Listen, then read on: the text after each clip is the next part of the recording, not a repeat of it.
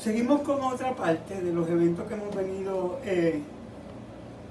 estudiando, que tienen que tener lugar en este tiempo del fin, de acuerdo a las Escrituras y la profecía.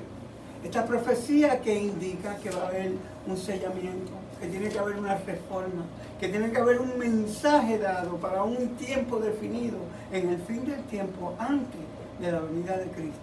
El zarandeo, muchos de ellos de los cuales ya hemos estudiado y estamos en una de las fases de uno de ellos, el más importante de todos.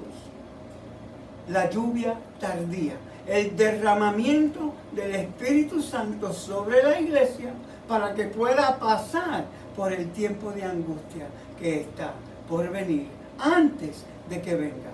O sea, en el estudio pasado vimos como cuando vino el cumplimiento del tiempo, el Espíritu Santo fue derramado en la dispensación del Espíritu, como estudiamos lo que era la dispensación, y dijimos que era el tiempo definido que Dios ya había preparado para que ocurriese ese evento, como el tiempo definido para el nacimiento de Jesús, como el tiempo definido para cada evento en la historia de la iglesia, dentro del plan de salvación que Dios tiene.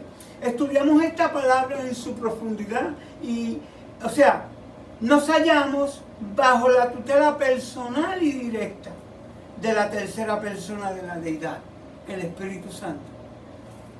Quedamos que el inicio de ese ministerio que había comenzado Jesucristo, luego de su asunción al cielo, fue enviado o tomó su lugar el Espíritu Santo.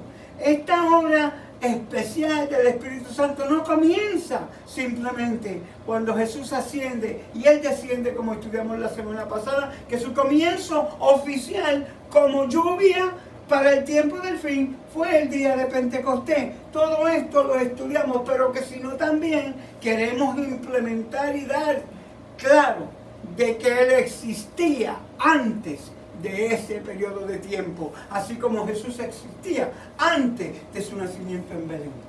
En el Viejo Testamento tenemos 100 números de versículos que nos hablan de este poder, que es el poder desde el principio, como en Génesis capítulo 1, el versículo 6, que dice que el Espíritu Santo estaba como y volaba entre medio de... ¿Cómo es?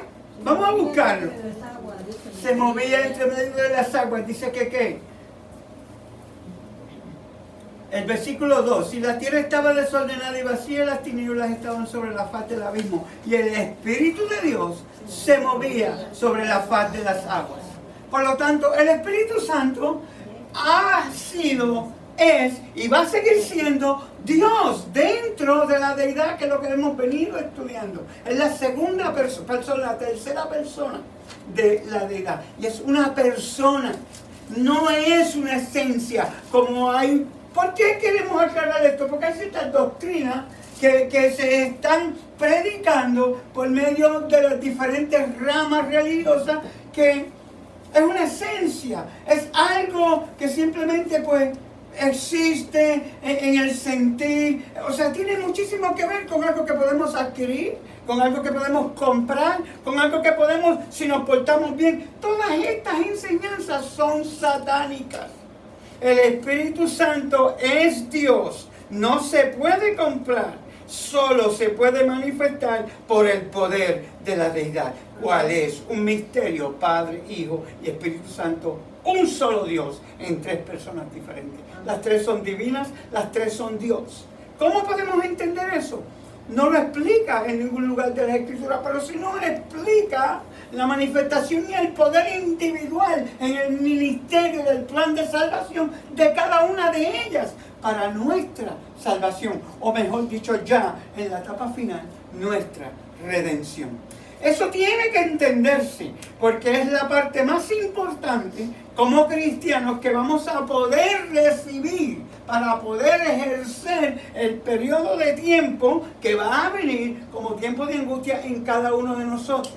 Sí, hay unas excepciones, vamos a ponerlas porque ya las estudiamos. Por ejemplo, mañana llega la muerte en tu vida. Para ti se acabó el tiempo de la gracia. El tiempo pasado antes de mañana es el tiempo que Dios te concedió con la luz que Dios te dio para que tú te preparases para ese momento. Por eso es que es tan importante que no perdamos un solo momento en cosas triviales, en controversias y en cosas mundanas, porque nada de eso te va a ayudar cuando venga ese momento. La salvación es individual. La lluvia temprana fue individual. La lluvia temprana vino a cada cristiano llamado por Dios para el ministerio que Dios le dio en el principio de los tiempos de la historia de la iglesia.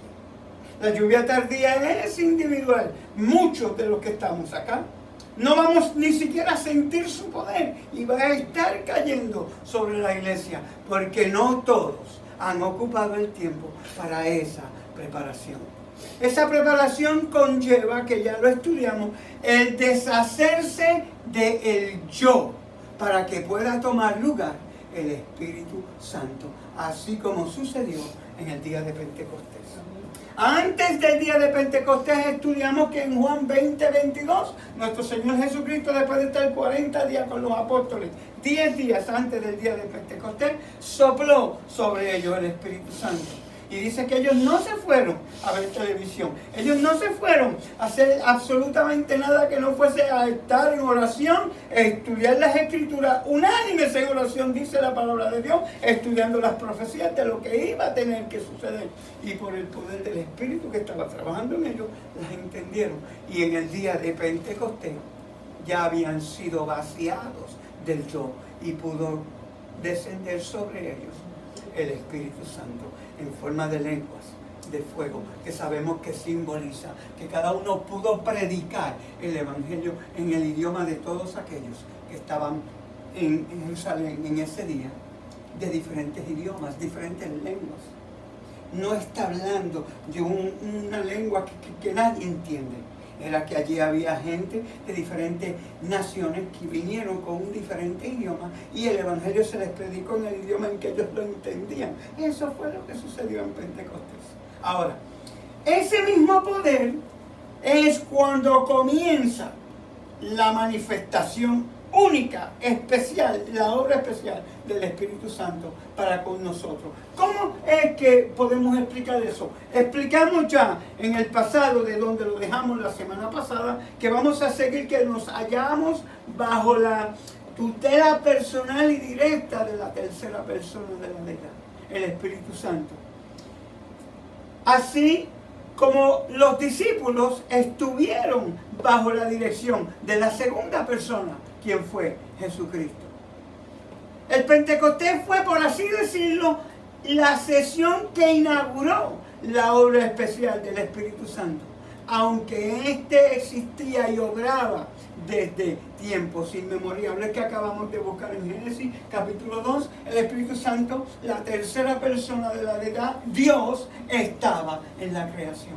O sea, que la manifestación del día de Pentecostés fue al igual que la manifestación del bebé que nace en Belén en el día en que nuestro Señor Jesucristo nace en un pesebre, de acuerdo a la Escritura. No quiere decir que Jesucristo no existía antes, sino que fue que la manifestación de eso que estamos hablando, un tiempo definido en el tiempo por el Padre, el Hijo y el Espíritu, en el plan de salvación que ya se había preparado antes de la creación de este mundo.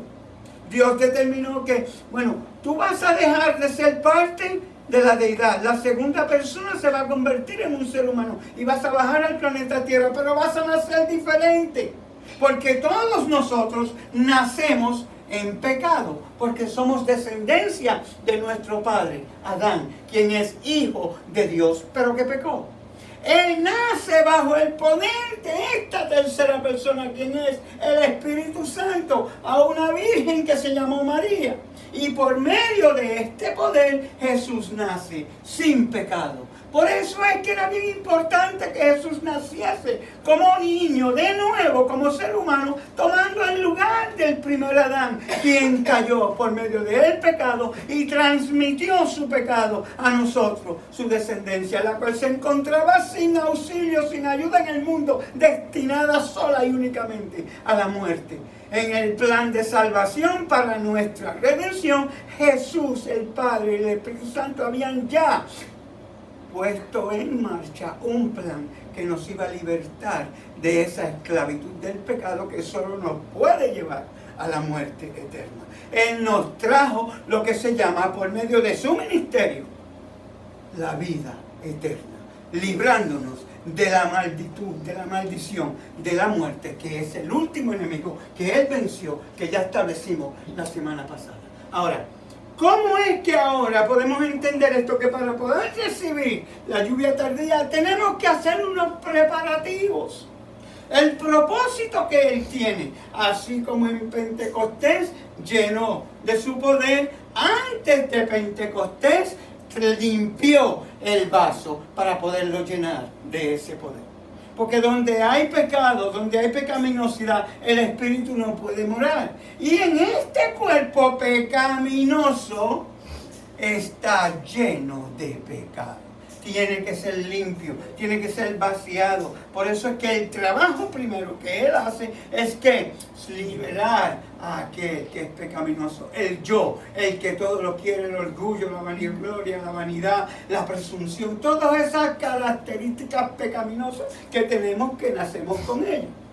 Él vino a limpiar todo eso. Y después que estemos limpios, que vacía, porque somos ¿qué? Hechos templo del Espíritu Santo, que fue que lleno de pecaminosidad. Él lo vino a limpiar para que ahora, ya estando vacío, como dice Pablo, esto lo hemos estudiado muchas veces, ya no vivo yo, sino Cristo en mí. ¿Cómo se entiende eso? Vamos a ver. Entonces, vimos, para poder establecer que el Espíritu Santo sí existía antes, ya en Génesis capítulo 1 y el versículo 2, también podemos ver, el Espíritu Santo se hallaba presente, moviéndose sobre la faz y el caos, y fue el agente productor del cosmos, de acuerdo a las Escrituras.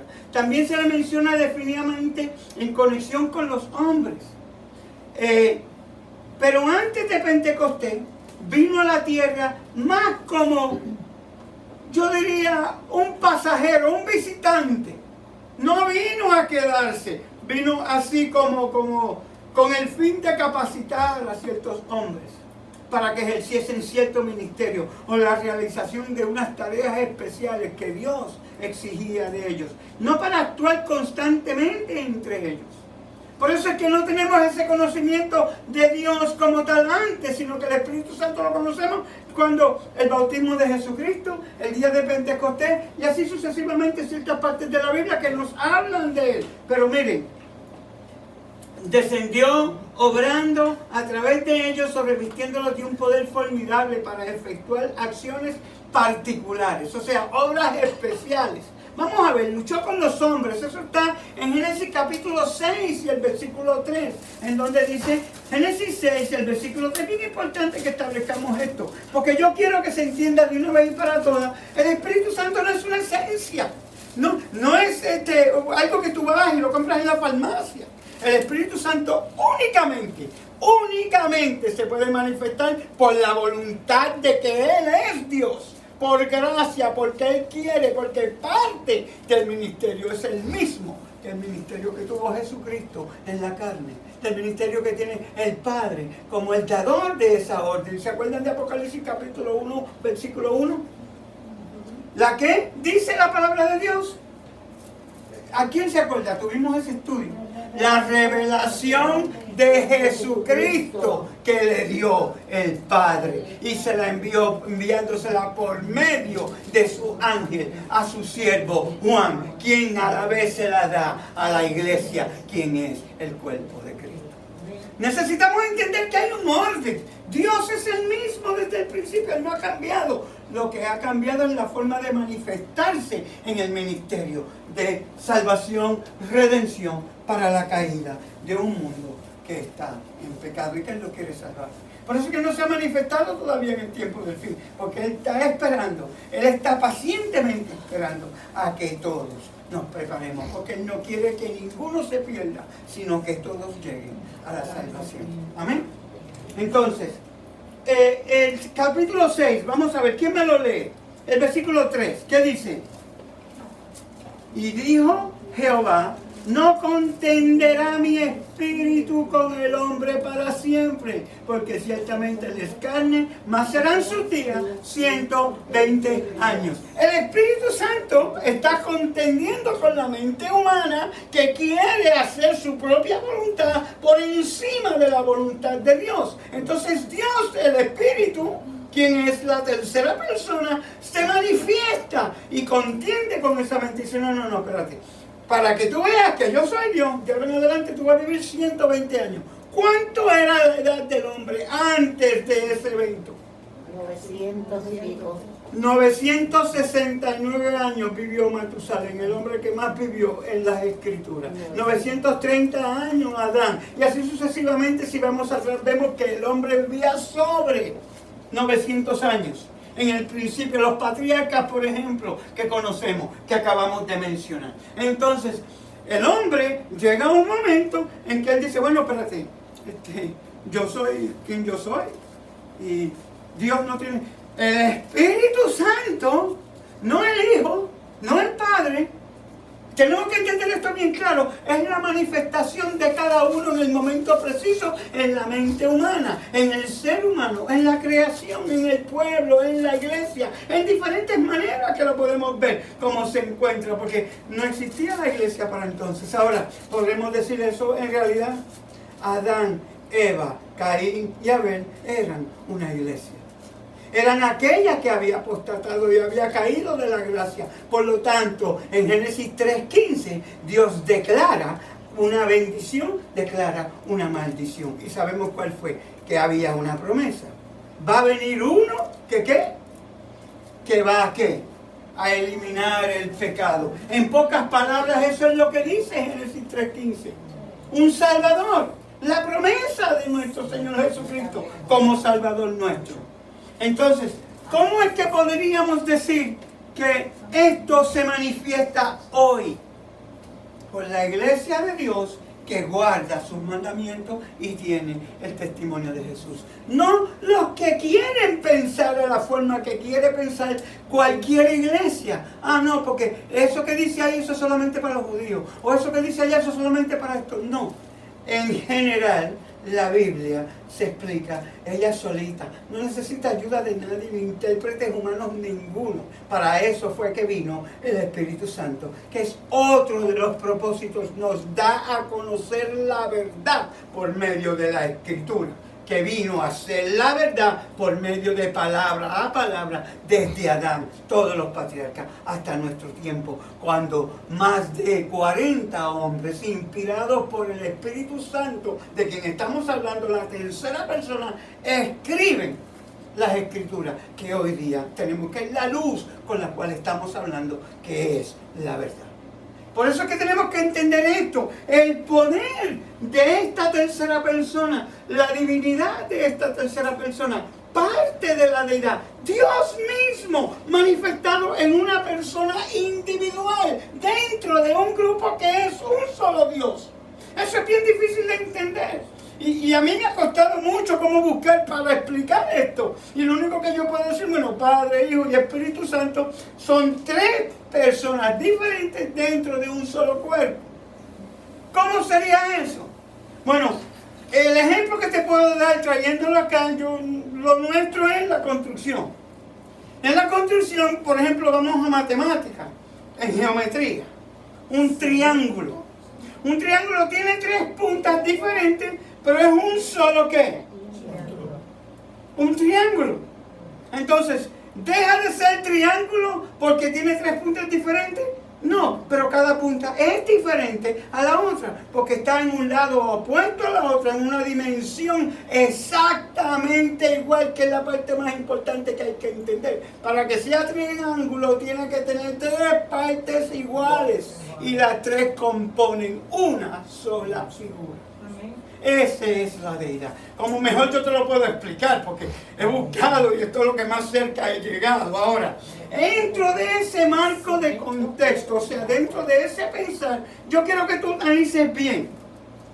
Después de la dispensación del Espíritu en el Antiguo Testamento, ya vimos uno de los ejemplos. Podríamos buscar, por ejemplo, en Éxodo 31.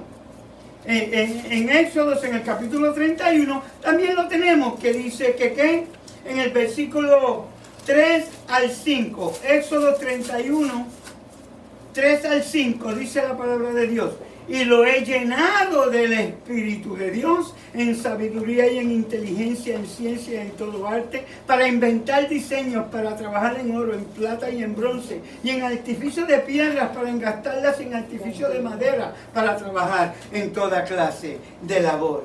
Esto es lo que Dios hizo con Bezalel, quien le da la sabiduría para crear los artefactos con los que fue creado el santuario. Cuando Dios le da la orden de que harás un santuario para mí y moraré en medio de mi pueblo, le dio la orden a Moisés en Éxodo 25, 8 y 9. Aquí le ha escogido a uno de los varones del pueblo y le ha dado la sabiduría por medio de él, el Espíritu Santo. ¿Que haga qué? Oro, plata, diferentes diseños para construir el plan del modelo que Dios le muestra a Moisés. También, ¿se acuerdan de Sansón? Por ejemplo, vamos a ver si lo encontramos. Jueces. En el libro de los Jueces, en el capítulo 14, creo que por ahí es que está Sansón.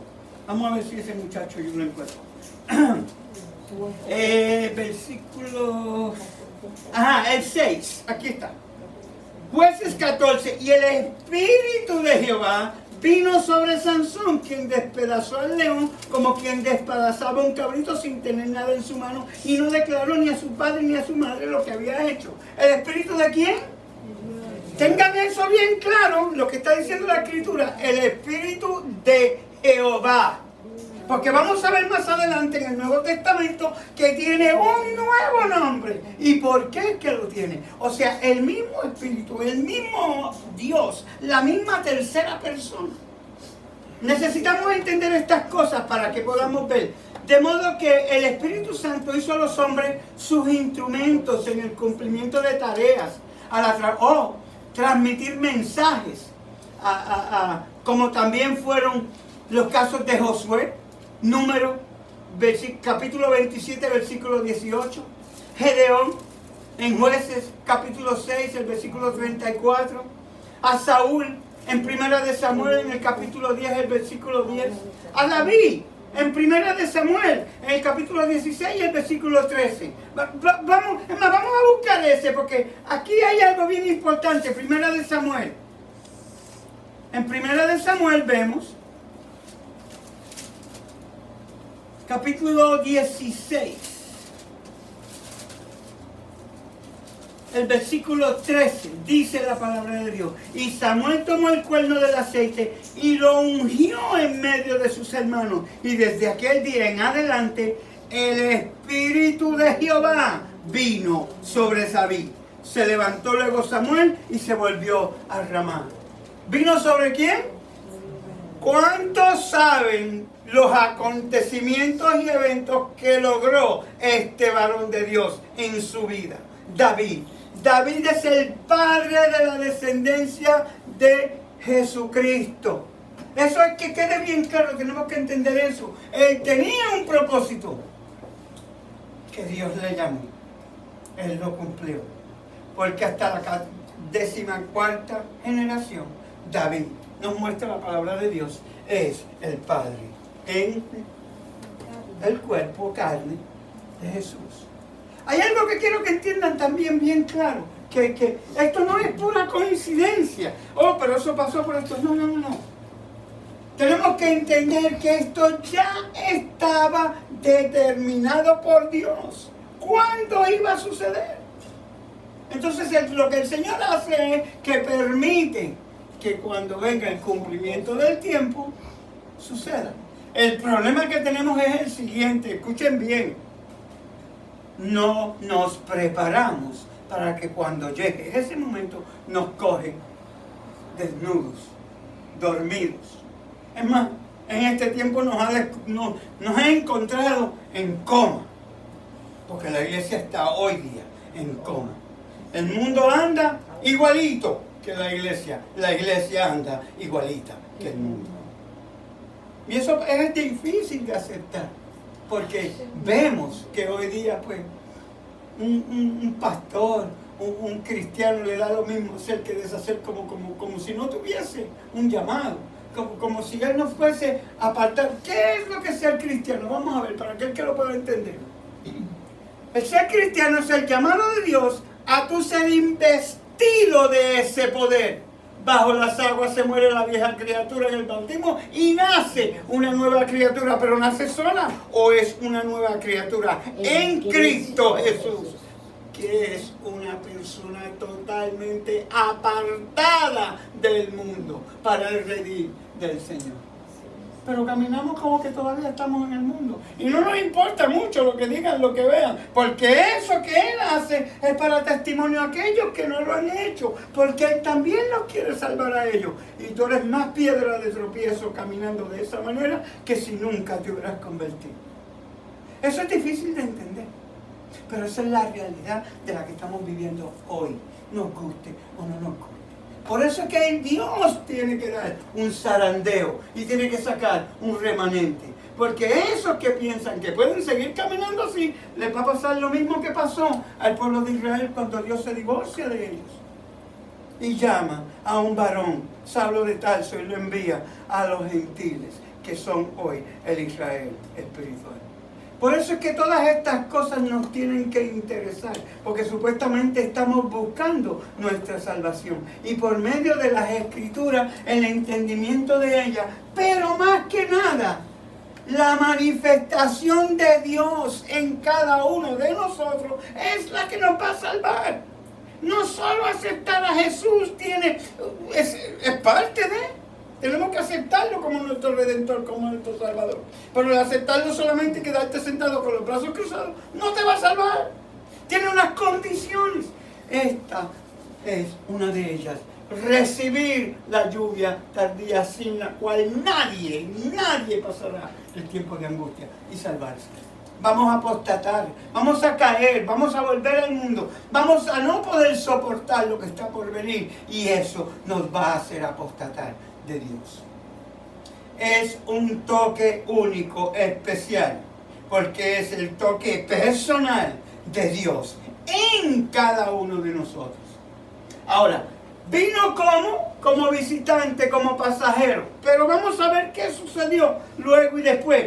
Durante la era patriarcal, la era espiritual, del Espíritu Santo se había revelado a menudo en forma señalada, pero nunca en su plenitud. Eso lo tenemos que entender. Eso nos lo explica cuando estudiamos a Juan 14:16, que es uno de los estudios que tuvimos en los sábados anteriores. Pero vamos a ver si podemos hacer énfasis en esto un poquito. Ahora, en obediencia a la palabra de Dios, los discípulos ofrecieron su súplica por este don. Y en el cielo Cristo añadió su intercesión.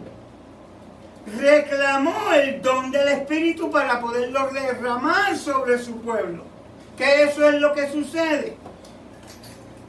Cuando nos ponemos a analizar, de especial significado es el hecho de que en el Antiguo Testamento nunca se habla del Espíritu Santo como el Consolador.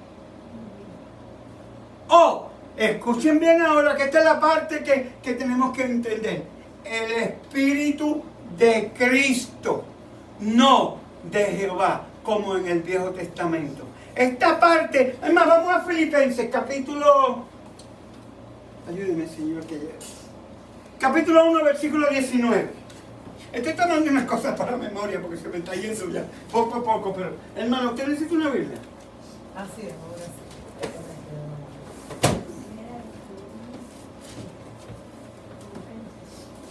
Perdónenme.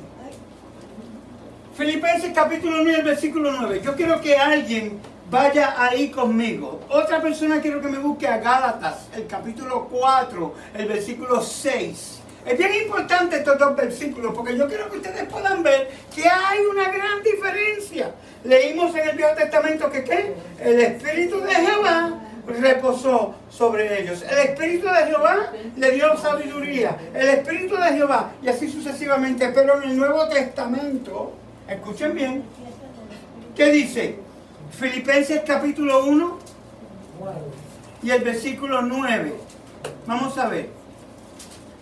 Filipenses 1 y el versículo 9 dice: y esto pido en oración, que vuestro amor abunde aún más y más en ciencia y en todo conocimiento. Espérate que estoy mal.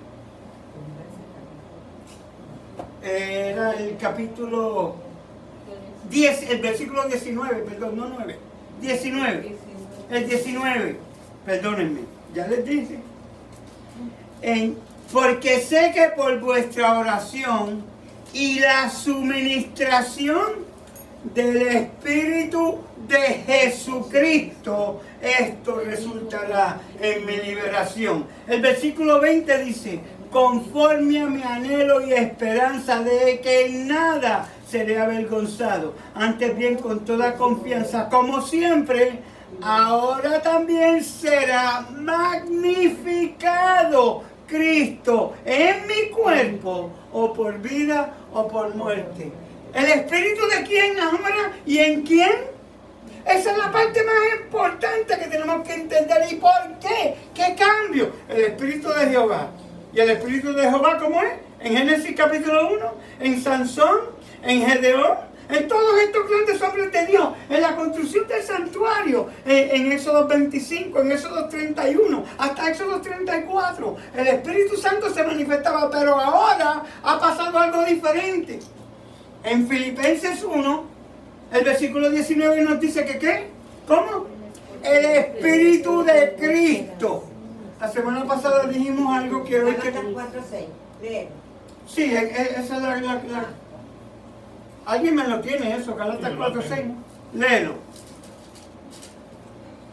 Por cuanto sois hijos, Dios envió el Espíritu de su Hijo en vuestros corazones, el cual clama: Abba, Padre.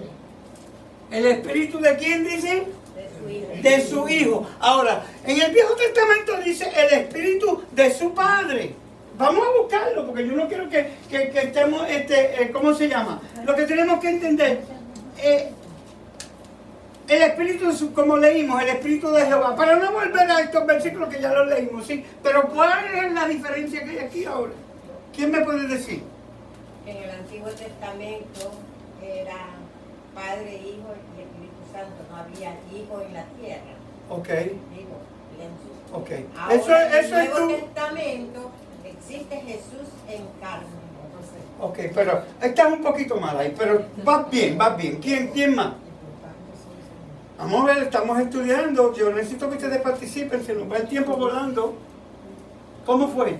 En el Viejo Testamento, el Espíritu Santo nunca se menciona como el Espíritu de Cristo. Ni tiene nada que ver con Cristo. ¿Pero por qué? Vamos a buscar. Vamos a ver, porque no quiero que estemos adivinando. Vamos a ver. ¿Por qué se encuentran todos estos nuevos títulos en el Nuevo Testamento? Había pasado algo. Mariana está cerca. Un acontecimiento que había cambiado todas las cosas. Ahora, Jesús nació y murió por nosotros. Se levantó de la tumba y ascendió a los cielos. Y cuando Cristo completó su obra terrenal y ascendió con su humildad glorificada. Esa parte es bien importante. Glorificada para tomar un lugar en los atrios celestiales. Entonces se cumplieron las condiciones porque el Espíritu Santo descendiera como representante oficial y sucesor de Cristo, haciendo eficaz la obra redentora para cada uno individual. Había un problema que tenía Jesucristo. Vino en la carne, pero estaba limitado ¿a qué? A la carne, un cuerpo físico. El Espíritu Santo, cuando Jesús termina su ministerio y sube y se sienta a la diestra del Padre, el Padre le concede todas las cosas bajo sus pies. Él le envía la promesa del Padre, que ¿qué? El consuelo. Vamos a buscarlo, porque les estoy contando, voy a terminar diciéndole, quiero que lo veamos. Dice que ¿qué? De modo que vino trascendentalmente, escuchen bien, como el Espíritu de Jesús. Vamos a buscar la provisión. Ahora, ¿cómo es en el Nuevo Testamento? Había una promesa. ¿Se acuerdan cuál era la promesa que Jesús había hecho? Vamos a ver. Puede ser la obra terrenal de Jesús acabada y la persona glorificada de nuestro adorable Señor, al observar al Salvador glorificado, vemos que su obra terrenal fue concluida por su obediencia hasta la muerte para traernos cerca a Dios mediante la sustitución vicaria hecha con su propia vida sin pecado y su muerte expiatoria, cumpliendo así los requerimientos, que está en la parte que no hemos podido comprender, de la ley. Jesús en la carne tenía que cumplir con cada detalle de la ley. Inclusive una cosa que me tomó mucho tiempo en la semana pasada estudiando. Dije, wow, yo no había visto esta parte antes. Y Jesús nace ¿de cuál tribu? La tribu de Judá. Ok. La tribu de Judá está ¿en qué lugar? En el santuario terrenal. De acuerdo al modelo que Dios le muestra a Moisés en Éxodo 25, 8 y 9. En el oeste, en el oriente. Ahora, no es con relación a los 4 puntos cardenales. El lugar en el santuario, en el libro de Números, el Padre da una orden de dónde debe estar cada tribu ubicada. Y los pone en orden. Acuérdense de eso, que esto lo estudiamos en como 4 sábados. ¿Por qué? Porque Dios es un Dios de orden y Dios tenía un propósito. Jesús tenía que nacer en la tribu de Judá, porque era el Cordero de Dios, y de la tribu de Judá venía el orden según sacerdotal de Melquisedec, no de Leví, porque de acuerdo al orden de Melquisedec es de donde viene Jesucristo. ¿Se acuerdan de esa parte? Del orden de Aarón, eran los demás sumos sacerdotes, pero el sumo sacerdote de Dios era según el orden de Melquisedec, quien es otro ministerio de Jesucristo. Esto ya lo estudiamos, pero miren qué cosa, para poder cumplir con todos los requisitos de la ley, ¿cuál era el primer paso que tenía que dar el Cordero sin mancha? ¿Cuál? Tenía que entrar por la puerta principal del atrio. ¡Wow! Aquí Jesús nace frente a la puerta del atrio, donde el Cordero iba a ser inmolado.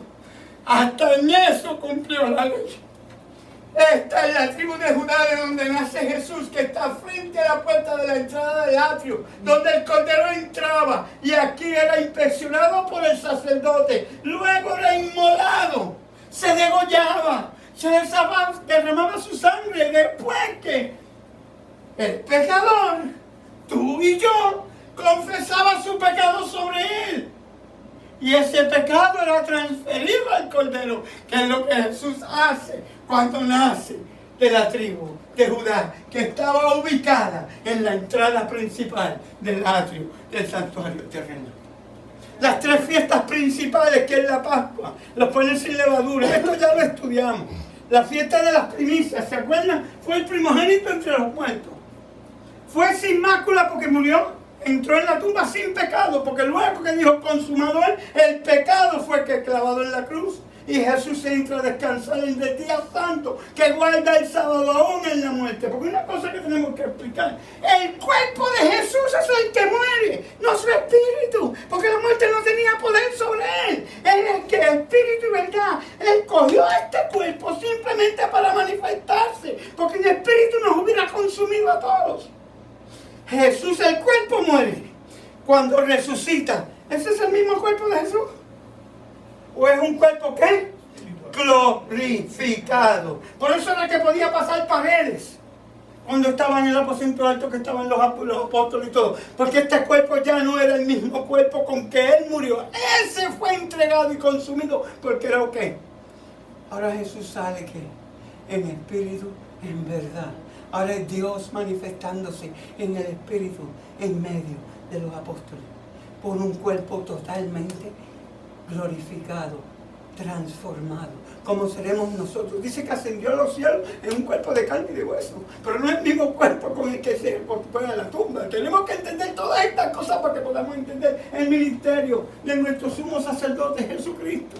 Luego y después de que nos dio todas estas señales, todo esto como modelo para que podamos entender qué es lo que tiene que suceder para que tú y yo podamos vivir en el Espíritu, para poder estar en la presencia de Él, así como Él está. Porque parece que no, pero Jesús está aquí en medio nuestro, el Padre está aquí en medio nuestro, el Espíritu Santo está con nosotros. Porque el Padre, el Hijo y el Espíritu uno son. Y el Espíritu Santo que fue derramado viene acompañado ¿de quién? Si son la deidad, el Espíritu Santo nunca abandonado, nunca. Y eso se lo voy a mostrar con la Biblia.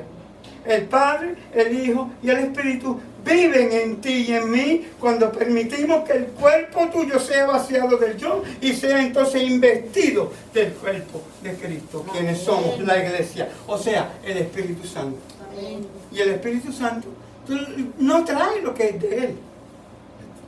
Vamos a estudiarlo, porque ya me estoy adelantando mucho, y esto es para la semana que viene. Es que me entusiasmo. Necesitamos entender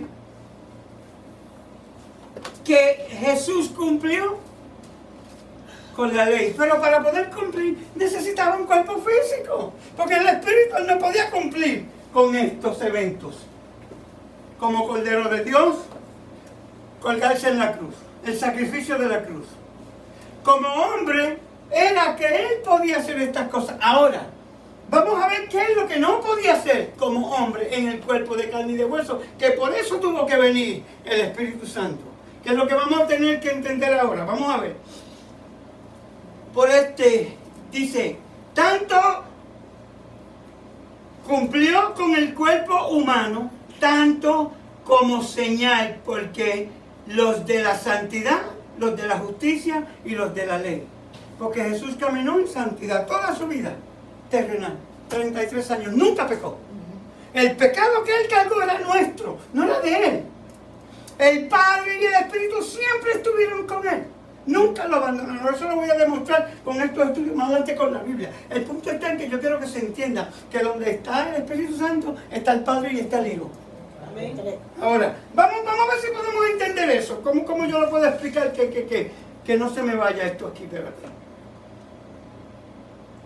El Espíritu Santo vino como señal de que el Padre aceptaba la obra del Hijo, también para dar al hombre la seguridad de que esa obra sería eficaz para él, para el hombre. Escuchen bien.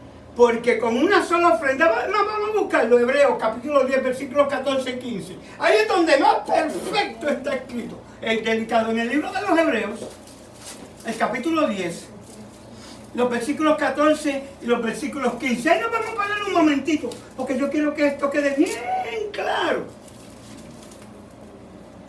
Porque con una sola ofrenda hizo perfectos para siempre a los santificados, y nos atestigua lo mismo. ¿Quién?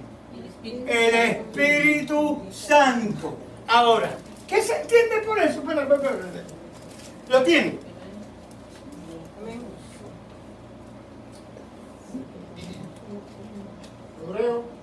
Hebreos capítulo 10. Es que hay que considerar la doble obra del Espíritu Santo.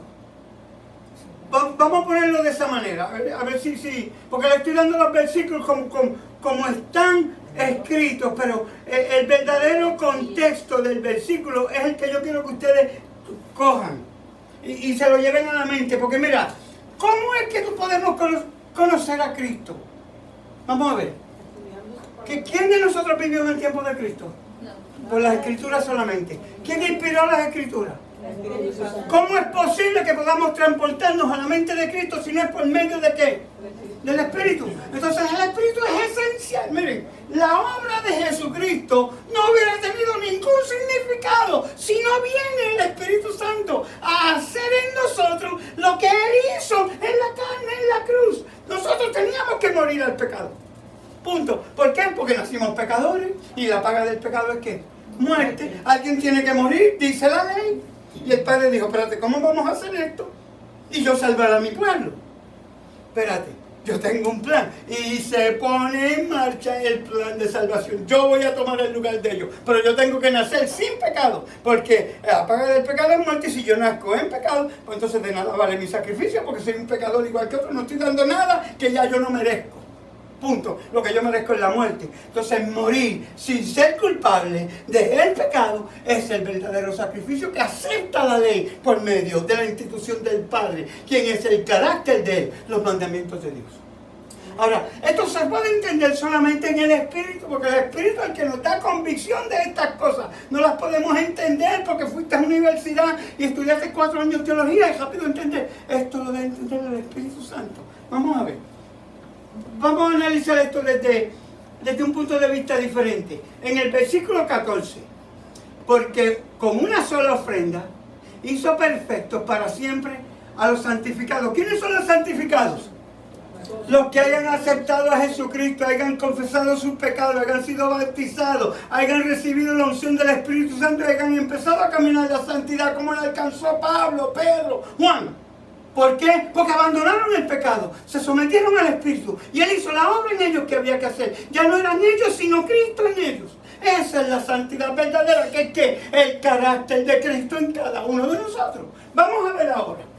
Dice que en el versículo 15, y nos atestigua lo mismo. ¿Quién es el que da testimonio de esto? El Espíritu Santo. Porque después de haber dicho, entonces en los versículos 16 dice, este es el pacto que haré con ellos después de aquellos días, dice el Señor. ¿Cuándo? Ahí es que nos tenemos que parar, por eso quise pararme un momentito aquí. ¿Cuáles son aquellos días? Pondré mis leyes en su mente y en su corazón. ¿Está eso ahora? ¿Sí? ¿Quién de ustedes es santo? No la vamos a tener que tener por escrito. Fíjense en esto. El que da testimonio dice ¿quién? Dios. ¿Por medio de quién? La tercera persona, el Espíritu Santo. Después que pase este conflicto entre el bien y el mal, y yo haya salvado tu alma, y tú seas propiedad de mi pueblo, mi reino, mis leyes, ¿cómo es? Y mis mandamientos estarán en tu mente y en tu corazón. No puedes pensar en nada más. Solamente por medio de quién se puede hacer eso. Vamos a ver. Nunca más dice. Pondré mis leyes en sus corazones y en sus mentes las escribiré. Añade, escucha bien, y nunca más me acordaré de sus pecados y transgresiones. Si tú quieres verificar eso, léete el capítulo 31 de Jeremías, que habla bien duro de esa parte. Ahora, esto es solamente cuando alcancemos la santidad. Los que son, ¿qué? Santificados. Pero vamos atrás, porque Dios no nos ha echado a una esquina y nos dice, espérate, ¿qué pasa aquí? Es una tarea imposible de hacer por el ser humano. Tiene que ser Dios en el ser humano para poderle alcanzar. No puede el ser humano de ninguna otra manera. Escúchalo bien.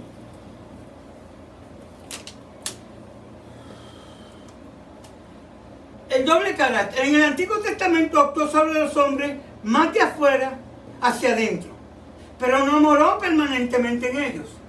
Como acabamos de ver, se les apareció y los revistió de poder y en algunos casos hizo a menudo su morada en ellos. Pero desde el día de Pentecostés en adelante se efectuó un tremendo cambio. Amén. A partir de ese momento, la suya es una obra especial, diferente de la realizada en todas las épocas pasadas. Se hizo provisión para que en adelante el Espíritu entrase y viviese en todos los creyentes cristianos, y para que su obra se realice de adentro hacia afuera, llenándolo todo y empapándolo todo. Esta presencia del Espíritu Divino en el ser íntimo de cada persona es la gloria distintiva de la dispensación cristiana. Cuando vino el cumplimiento del tiempo, Dios bajó y envió su Espíritu Santo a morar dentro de cada uno de nosotros, en nuestra mente, en nuestro corazón, en todo tiempo, los que aceptemos a Cristo, y encomendarnos el camino de la santidad por medio de Él, para siempre, eterno. Nunca nos va a dejar. Entonces, esto no podía ser antes, por lo que le expliqué. Cristo no podía hacer eso en la carne. Tenía que ser en el Espíritu. Porque ahora lo llama ¿qué? ¿El Espíritu de quién? De Cristo. ¿El Espíritu de quién? De su Hijo. Y dice que vino para hacer la obra que Jesús había. Jesús tenía que terminar. Jesús tenía que ascender, ser glorificado e irse, porque en el cuerpo no podía hacer esto. Entonces ahora viene y envía el otro Consolador, que la semana pasada buscamos y estudiamos que si había otro, es porque el primero también era el Consolador, Jesucristo. Estuvo con ellos día, noche, durmió, comió, bebió, tuvo todo el tiempo, los consoló, e hizo y deshizo. Solo aquellos que no aceptaron, como tenemos el ejemplo de Judas. Pero todos los demás. Hay uno de los apóstoles que se perdió, de los que aceptaron a Jesús, de los 11, incluyendo el número 12, que después fue escogido en el libro de los Hechos, el capítulo 2, por Pedro, Santiago y los demás apóstoles. Todos se salvaron. Eso lo sabemos porque las Escrituras dan testimonio de eso. Ahora, ¿cómo es posible que ahora, en este tiempo, en el tiempo del fin, esto todavía está tomando lugar? Pero si aquella era la primera iglesia, hace 2000 años de eso. Pero ¿sabes una cosa? 2000 años después, en el día de hoy, tenemos el mismo privilegio que ellos tuvieron, en la misma manera en que ellos las tuvieron. Cristo no ha quitado, no ha añadido nada, con excepción de que ahora vino en una forma diferente y está con nosotros, en medio nuestro, haciendo lo mismo que hizo cuando estaba con ellos, haciendo milagros en cada uno de nosotros, cambiando nuestra forma de pensar, cambiando nuestros malos hábitos, dándonos nuevos pensamientos. Ahora vamos en camino a buscar lo que es la mente de Cristo, como era en el principio con Adán. Eso es lo que está buscando el Espíritu Santo cuando venga la lluvia tardía con todo su poder. Entonces vamos a ser llenos de ese poder y vamos a llevar ese mensaje que solamente un grupo especial lo va a poder dar, para poder caminar entre medio de todo lo que es el tiempo de angustia de Jacob. Porque lo que va a venir primero, que nos va a preparar, es el tiempo de angustia previo al tiempo de angustia de Jacob. Aquel es el que vamos a tener que sobrevivir, donde ya no va a haber intercesor, donde no va a haber nadie que abogue por ti, donde no puedes pecar, porque ya no va a haber perdón de pecado. Para eso necesitas una unción especial, necesitas alcanzar la santidad, necesitas caminar, consagrar, dedicar todo tu ser a Jesucristo, ser parte del cuerpo de Jesucristo. Si Jesús se mueve, tú te mueves. Si Él para, tú te paras. Él es la luz, la nube durante el día, y Él es el fuego durante la noche, así como era en el desierto con el pueblo de Israel. Nunca los abandonó, siempre estuvo con ellos. Y nosotros necesitamos ese mismo poder. Pero ese poder ahora se manifiesta en la tercera persona, quien vino a seguir la obra del plan de salvación en el ministerio de Jesucristo, quien es el Salvador. Él vino a salvar lo que se había perdido y a entregárselo de vuelta al Padre, quien es quien lo está reclamando. O se les olvidó esa parte. Este estudio ya lo tuvimos también. Como vimos en Apocalipsis capítulo 1:1. ¿Quién es el que da las órdenes? El Padre. ¿Quién es el que la ejecuta? El Hijo. ¿Por medio de quién? De sus ángeles. ¿Ese ángel en medio de quién? De la iglesia. El siervo, el ángel de la iglesia, a la iglesia, y la iglesia al pueblo. ¿Qué quién? El mundo, el mensaje, los 4 evangelios de un Cristo, pero no cualquier Cristo, Cristo crucificado, que es el que ahora tiene el poder a la diestra del Padre. De acuerdo a 1 Corintios capítulo 15, se le dio todo el poder, toda la gloria. Él es el juez, Él es el abogado, Él es todo en todo. Cuando todo esto termine, Él de nuevo va a restablecer las cosas a su lugar original, entregándole de vuelta todo al Padre. Léanse 1 Corintios capítulo 15, léelo completo para que tú veas. Después que discuten de la resurrección y qué sé yo, que ahí al final Pablo empieza a explicar cómo es que esto tuvo lugar. Léete el libro de los Hebreos completito para que tú veas el ministerio de nuestro Señor Jesucristo, quien es la esencia misma del Padre, empezando en el mismo capítulo número 1. Y no estamos hablando de esencia como un humo, como una cosa que se percibe, no. El mismo Dios que es el Padre es el mismo Dios que es el Hijo, el mismo Dios que es el Espíritu Santo, en 3 personas diferentes. Amén. Esa es la posibilidad que tenemos de poder entender lo que estamos estudiando y poderlo aplicar a nuestra mente, a nuestro corazón y empezar a caminar sabiendo que no andamos solos, que cada vez que estamos, brincamos y saltamos es porque nos da la gana, porque no hemos querido ceder al tiempo del periodo que el Padre escogió para manifestarse en persona en cada uno de nosotros. Porque lo que no podemos hacer por nosotros mismos, Él vino a hacerlo por nosotros. Pero no va a entrar si tú estás lleno de contaminación mundana, de aquel espíritu que no es de Él. Tiene que Él salir para que Él pueda entrar y tomar su lugar. Porque déjame decirte, fuimos creados como el templo del Espíritu Santo. No fuimos creados para nuestra propia voluntad y hacer lo que nos dé la gana. Ese es un mito que ha puesto en nuestra mente Satanás desde un principio. Tú no eres propiedad tuya. Tú perteneces a Jesucristo por creación. Aunque tú no has aceptado a Cristo como Salvador, sí, pero Él te creó. Se acabó la discusión. Pero por encima de eso, cuando te perdiste, vino y te redimió con su propia sangre.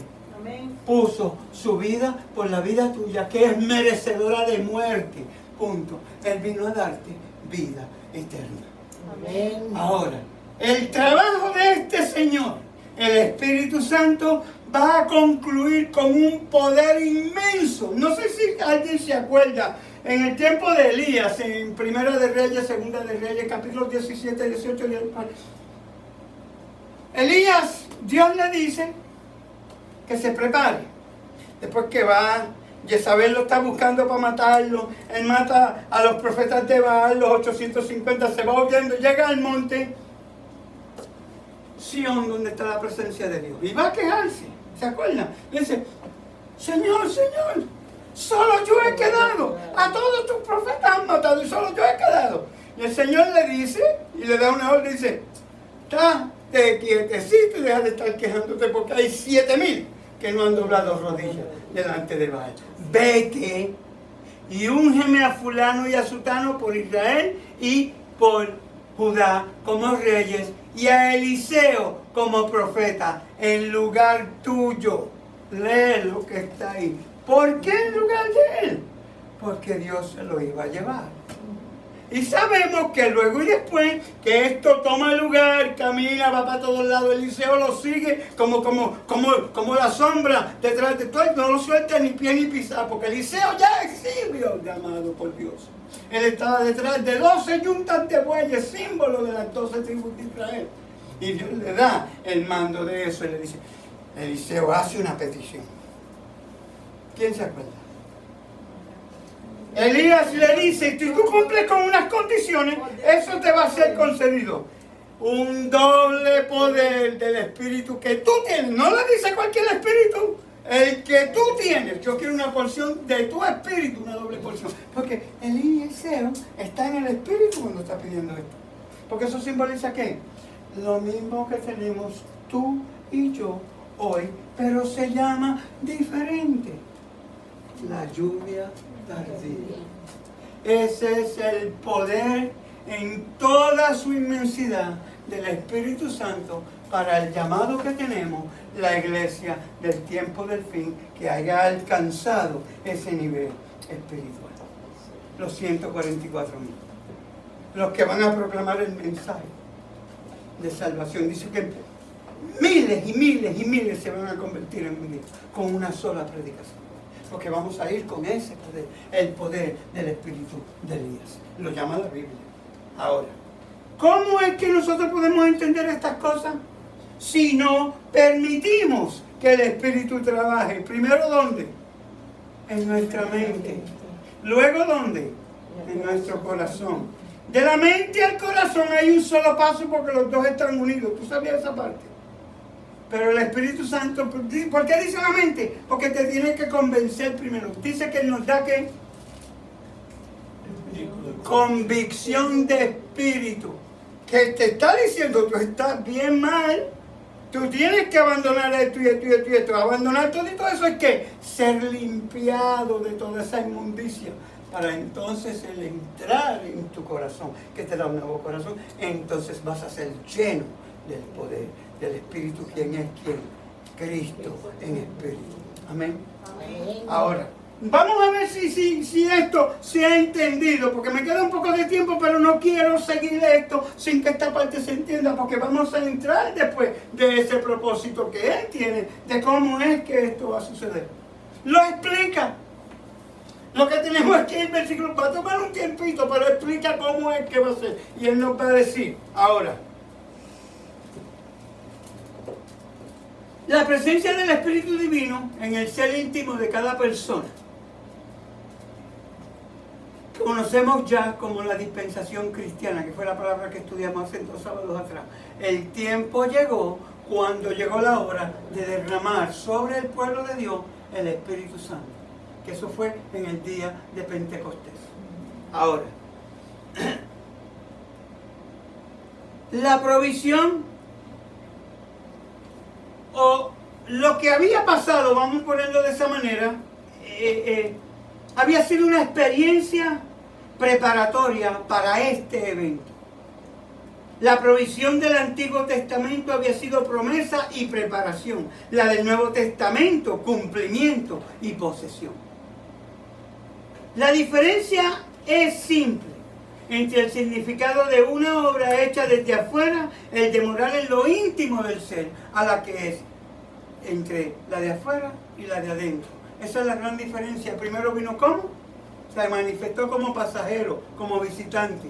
Luego ahora vino ¿cómo? A vivir dentro de nuestra mente, dentro de nuestro ser, el templo que somos nosotros. Este morar en lo íntimo del ser es una posesión permanente, puesto que el Espíritu vivirá con nosotros. Escuchen bien esta palabrita, me costó mucho tiempo buscarla. Perpetuamente, porque hay una palabra usada, estatuto perpetuo, que son en Éxodo capítulo 12 en adelante Dios da unas normas, pero está hablando de un calendario bíblico. Pero eso no era lo que quería decir perpetuamente, porque sabemos que según el orden de Aarón cambió según el orden de Melquisedec. La Pascua cambió para la Santa Cena, así que era perpetuamente, porque hay otra palabra que viene después, que es la discusión que se me tuvo.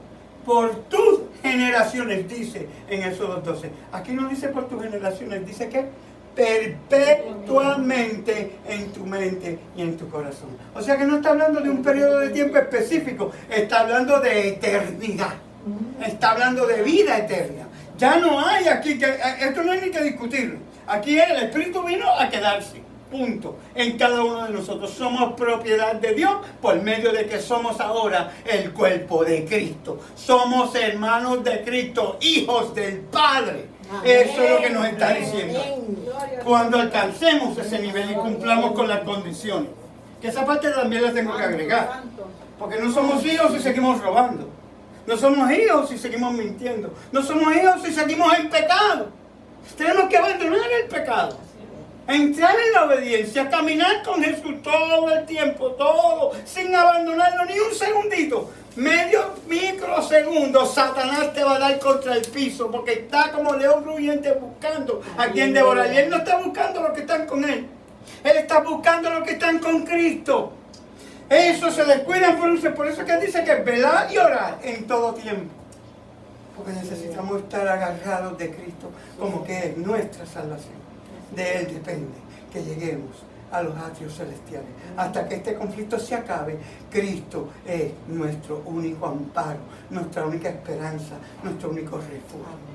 Si abandonas ese caminar, Satanás te va a dar contra el piso. Satanás es un ser real, existe, tiene poder. No lo estamos exaltando y glorificando, estamos lo que dice la Escritura. Esta es la verdad. Por él es que pasó la rebeldía que vemos como sucedió con este mundo que cayó. Vino la salvación. Para conseguirla necesitamos mantenernos cerca de aquel que la tiene. Se llama Jesucristo. Amén. La venida del Espíritu Santo fue un don del Padre concedido por intermedio del Hijo. En Juan 14, 16, eso ya lo estudiamos. La voz griega que se refiere a Cristo orando, solicitando del Padre el Espíritu, da la idea de una petición hecha por alguien, escuchen bien, en perfecta igualdad con Él. No obstante, no suplicó por el Espíritu Santo en su maravillosa oración ofrecida poco después y que está registrada en el capítulo 17 del libro según San Juan. ¿Por qué? Porque todavía no había sido consumada su pasión en la cruz. ¿Se acuerdan que en Juan 17 Jesús está hablando por los discípulos? Pero él todavía no ha sido crucificado. Él no ha pasado por la pasión. Él no podía pedir el Espíritu antes de terminar esa obra. Miren, solamente para que ustedes vean. Yo lo saqué de esa manera. Ustedes lo buscan como ustedes quieran, pero mira. El Espíritu vino a vindicar el carácter del ministerio de Jesucristo y de su misión de sacrificio que está, vamos a buscarlo, Juan 14, los versículos 23 al 26.